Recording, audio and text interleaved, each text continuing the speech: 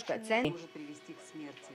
В результате этой вакцинации тысячи людей стали инвалидами. Predsjednik Ford se spremio da na silu vakciniše svakog građanina Amerike, i muškarce i žene, i crne i bele, i mlade i stare.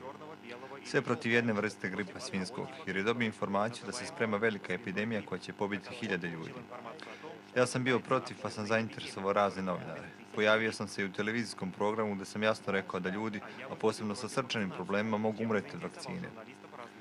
U Njujorku taj program je gledao neko ko nije voleo čoveka po imenu Gambino, koji je bio 70-godišnji šef mafije. Taj neko pomislio je, odlična ideja, i našao je nekoga da nagovori Gambina da primi tu vakcinu, zbog čega je ovaj i umro.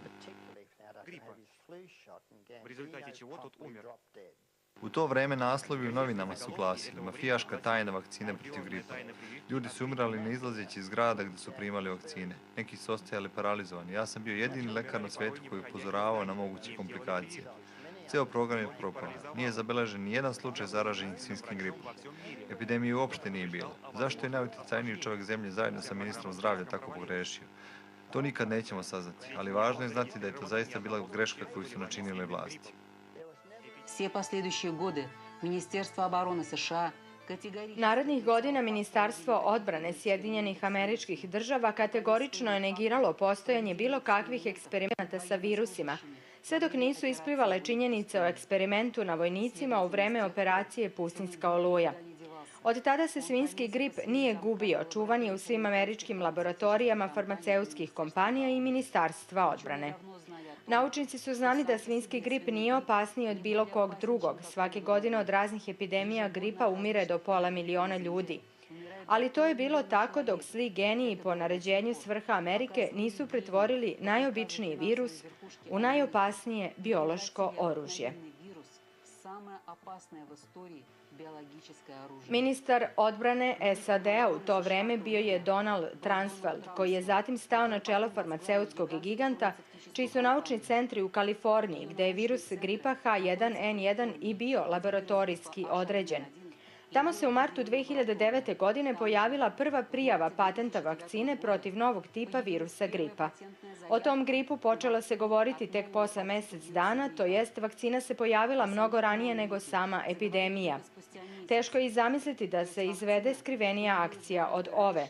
Patent sadrži sledeća upozorenja. Toksičnost vakcine zavisi od osobenosti organizma subjekta i varira od 0 do visoke. Uz to, Sjedinjene Američke Države na nivou vlade unapred proglašavaju da farmaceutske kompanije nisu u nadležnosti suda u slučaju smrti ili štete nanete zdravlju vakcinisanih. Britanski eksperti u oblasti neurologije prijavljuju Agenciji za očuvanje zdravlja da nova vakcina protiv svinjskog gripa može predstavljati pretnju po život stanovništva. Rezultati dejstva vakcine na organizam, posebno dečiji, nisu dovoljno ispitani. Vakcina protiv svinjskog gripa sadrži skvalin, koji je evropska verzija koja se testira na 4 kontinenta.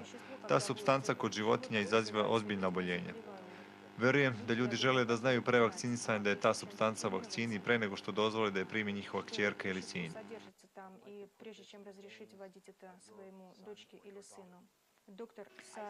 Doktor Sara Fletcher kaže: ja preporučujem da razmislite o vakcinisanju dece jer sama infekcija umereno prolazi, a vakcina sadrži opasne supstance kao što su aluminijum, skvalen, koji su neurotoksini.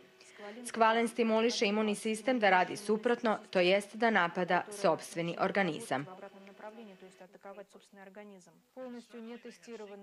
Neistestirane u potpunosti, vakcine su puštene na tržište i odobrene. Svuda u vestima se čuje da se svako mora vakcinisati, spremajte se za epidemiju, bit će masovno umiranje. Ljudi stoje u redovima, ne znajući da li je to tačno ili ne. Ispričajte nam o vakcinaciji koja je bila ranije, kako je to prošlo i šta se stavlja u vakcine.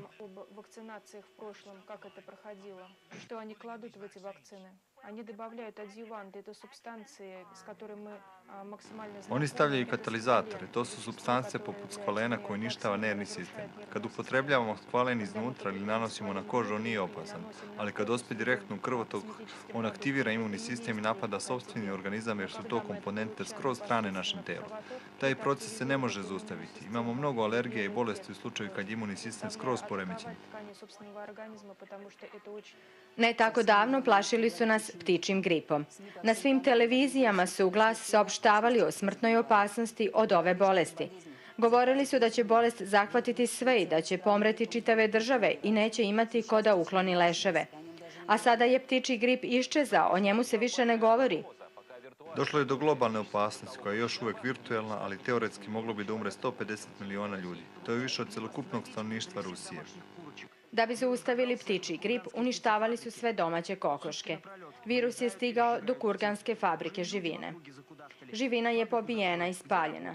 Ljudi su se pobunili jer kad zatvore fabriku, gde da rade? Ne, tamo je sve u redu. Prećutkivali su smrt kokoški. Na pijacama ubrzano padaju cene jaja. Da li se jaja prodaju normalno? Ma posle vas niko ništa neće kupiti. Потому что так вы не пользуетесь фактами. В Российской Федерации, если это случится, U Rusiji bi moglo da umre desetine miliona